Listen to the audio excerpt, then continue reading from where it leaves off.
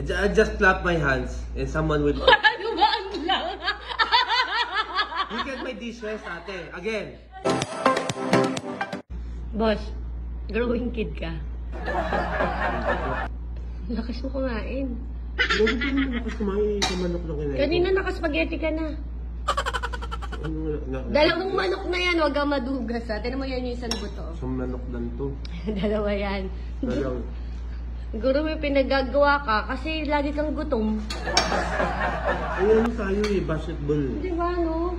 Hindi na ako naniniwala sa ganyan-ganyan. Lagi kang pagod, umuwi ka dito, pag galing ka basketball. Tapos gutom. Gutom ka palagi.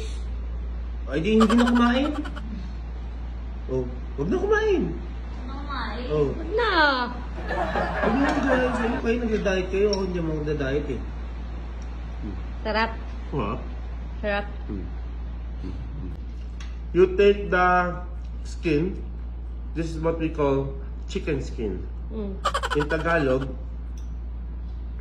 putay. This one. This one is like a samgyup. Open the skin. You put the rice. You put the rice inside.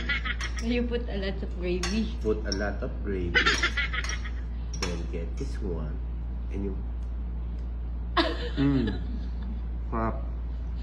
This is what we call the heart of Taras. Taras? Yeah. And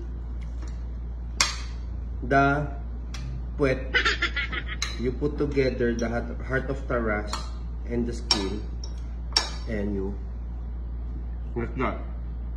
And you see this again. Wow! Sanay na sanay!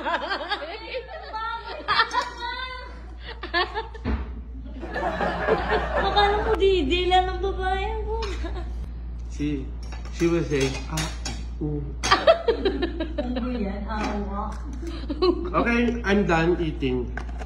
So let's pray. Thank you for the food we're about to take. From time bounty to God, in Jesus' most precious name, pray. Amen. Thank you, Lord. Look. Wala. Again. I just clap my hands and someone will... Ano ba ang lang?